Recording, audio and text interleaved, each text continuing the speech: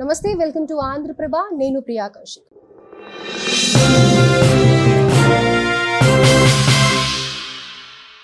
ఈ మధ్య కాలంలో పోలీస్ డిపార్ట్మెంట్ గురించి ఎమ్మెల్యేలే కానీ లేకపోతే ఎంపీలే కానీ కొన్ని అనుచిత వ్యాఖ్యలు చేస్తున్నారు. కొంచెం పడేసినట్టుగా మాట్లాడుతున్నారు. అసలు పోలీస్ డిపార్ట్మెంట్కే వాల్యూ లేదు అన్నట్టుగా బిహేవ్ చేస్తున్నారు. కానీ వాళ్ళకి 24 గంటలు ప్రొటెక్షన్గా ఉండి ఏం జరుగుతున్నా కానీ రాష్ట్రాల్లో అప్రమత్తం అయ్యేది పోలీస్ డిపార్ట్మెంటే.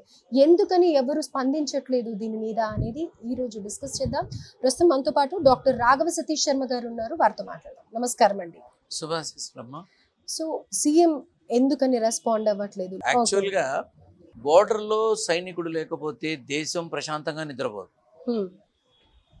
బోర్డర్లో సైనికుడు నిద్రపోతే దేశం ప్రశాంతంగా నిద్రపోదు. అలాగే రాష్ట్రంలో పోలీస్ డిపార్ట్మెంట్ లేకపోతే రాష్ట్ర ప్రజలు సుఖశాంతులతో ఉండలేరు. అది ఏ రాష్ట్రం అన్నా కానీ రాష్ట్రంలో పోలీసు వ్యవస్థ కనుక లేకపోతే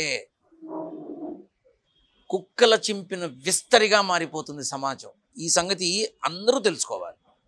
అందరూ ఇప్పుడు అటు చంద్రబాబు నాయుడు గారిని, ఇటు రేవంత్ రెడ్డిని, అలాగే ప్రప్రథమంగా నేను చెప్పాలి అంటే కనుక ఈ దీన్ని ఏమంటారు, మా అనితమ్మ హోమ్ మినిస్టర్, అక్కడ అనితమ్మని కానీ వీళ్ళని కానీ నేను అడుగుతున్నా ఒకటే మాట, మీరెందుకు కామ్గా కూర్చున్నారు?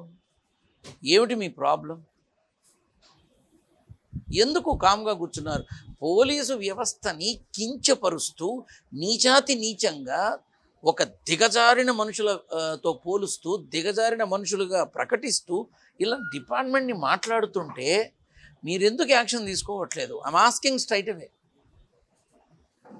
ఒక గన్మెన్ లేకపోతే బయటికి రాదు.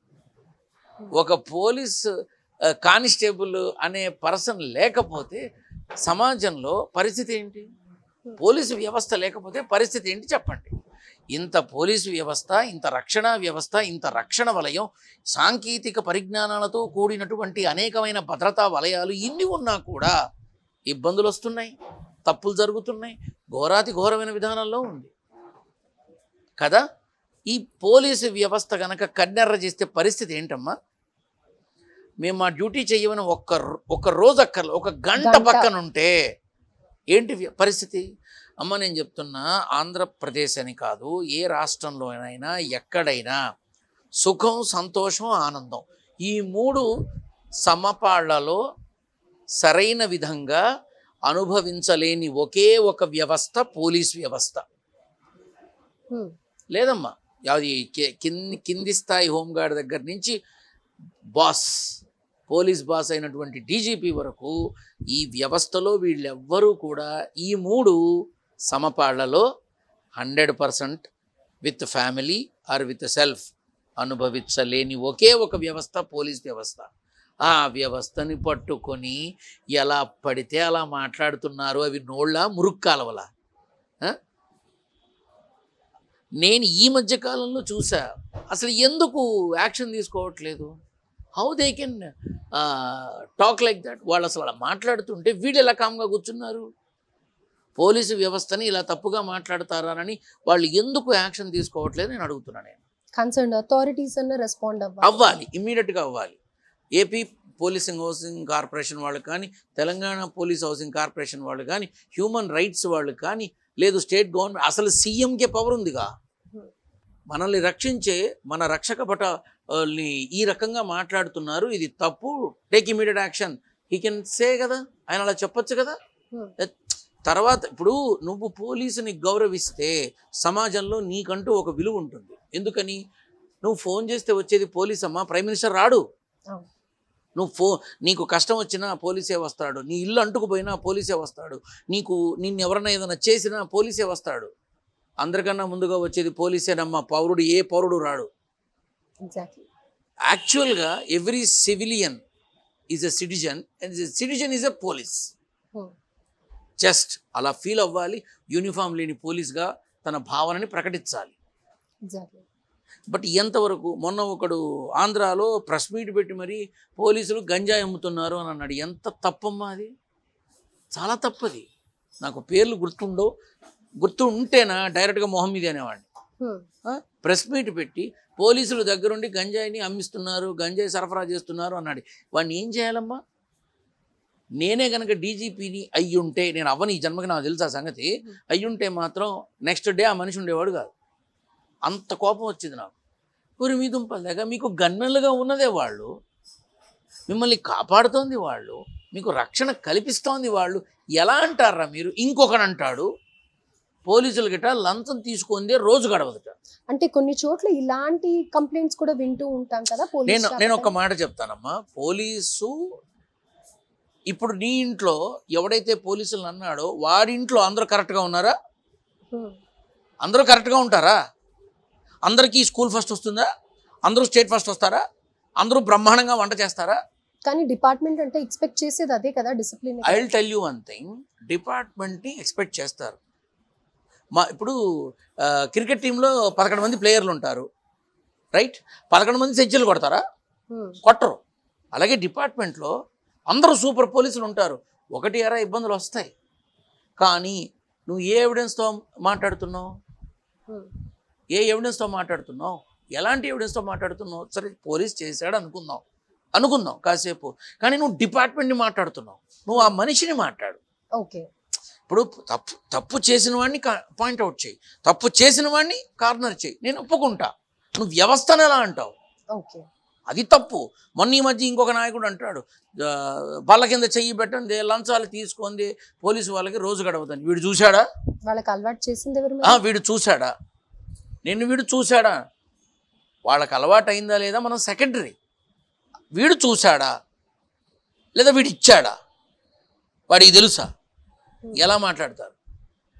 ఒకవేళ ఒకడు తీసుకున్నాడమ్మా, ఒప్పుకుంటా, వాడిని తిట్టు, వాడి మీద యాక్షన్ తీసుకో, వాడిని తీసుకెళ్ళి లోపల పడి, అంతే తప్ప నువ్వు వ్యవస్థను ఎలా అంటావు? Very simple question I'm asking. నువ్వు వ్యవస్థను అంటావా? పోలీసు వ్యవస్థ అంతా బల్ల కింద చేతులు పెడితేనే వాళ్ళకి రోజు గడుస్తుంది, లేకపోతే గడవదు. వీడు చూశాడా? ఏమనుకుంటున్నారమ్మా పోలీస్ వ్యవస్థ అంటే? అరే చక్కగా ప్రశాంతంగా అన్నం తింటుంటే ఫోన్ వస్తే చేయగడిగేసి వెళ్ళిపోతారు, నిద్రపోతే ఫోన్ వస్తే చేయగడిగేసి వెళ్ళిపోతారు, హనీమూన్కి వెళ్ళిన వాడిని ఫోన్ చేసి ఇమీడియట్గా పిలిపించుకుంటారు, వస్తారు వాళ్ళు. ఎందుకంటే వాళ్ళ డ్యూటీ అటువంటిది. రైట్. చిన్న వయసులోనే ప్రాణాలు కోల్పోయిన పోలీస్ డిపార్ట్మెంట్ ఆఫీసర్లు ఎంతమంది ఉన్నారు? వాళ్ళందరినీ ఎలా మర్చిపోతారు వీళ్ళు? అసలు వాళ్ళు పోలీసు వ్యవస్థ రక్షణ కల్పిస్తేనే సమాజమైనా ప్రభుత్వమైనా నిలబడుతోంది.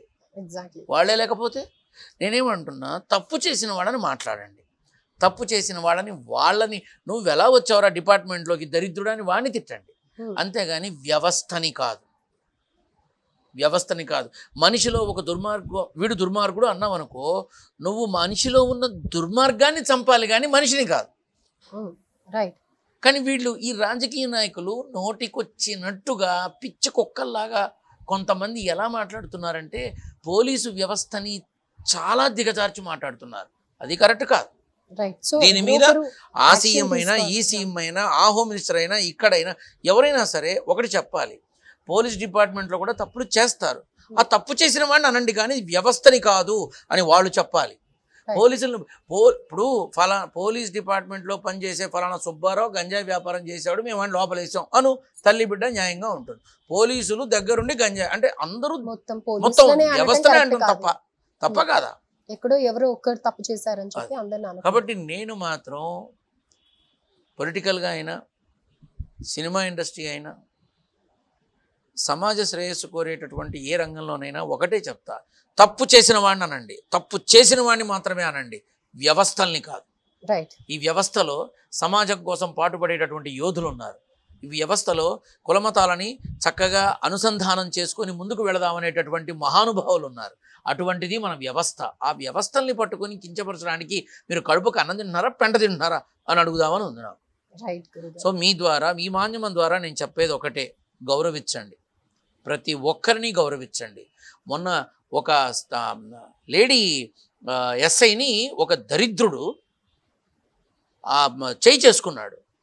ఏం చేయాలి? వాడిని రిమాండ్ చేసి పంపించేసేసి బెయిల్ లేకుండా చేయాలి. ఒక మహిళామూర్తిని, ఒక మహిళామణి, ఒక పోలీస్ అధికారి, ఆమె మీద వీడు చేయి చేసుకున్నాడు. ఎంత తప్పమ్మా అది! ఆ టైంలో ఒక లేడీ ఆఫీసర్ ఆ టైంలో వచ్చి శాంతి భద్రతలకి భగ్నం కలగకుండా చూడాలని వస్తే ఆ మనిషిని పట్టుకొని వీడు చేయి చేసుకుంటాడా? ఏం చేస్తున్నాడు? ఆ ఖమ్మంలో పొంగులేటి వెంటనే యాక్షన్ తీసుకోవద్దు. ఏం చేస్తున్నాడు? మొత్తం కేసు పెట్టి అసలు వాడికి స్త్రీ విలువ తెలియపరచాలి, పోలీస్ అధికారి విలువ తెలియపరచాలి, పోలీసు వ్యవస్థ విలువ తెలియపరచాలి. కాంగ్రెస్ మా గవర్నమెంట్ ఉంది కదా మేము ఏమైనా చేస్తాము అంటే ఒకటి చెప్తున్నా, ఎప్పటికీ మీ గవర్నమెంట్ ఉండదు, అది గుర్తుపెట్టుకోండి అని చెప్తున్నా. సరైన శిక్ష పడాలి అని ఖచ్చితంగా వ్యవస్థని తప్పుపట్టినా, పోలీసు వ్యవస్థని తప్పుపట్టినా, పోలీసు అధికారులను తప్పుపట్టినా తక్షణమే ఇరు రాష్ట్రాల సీఎంలు దీని మీద ఉక్కుపాదం మోపాలి అని చెప్తున్నా. రైట్, థ్యాంక్ యూ అండి. ఓకే, శుభం.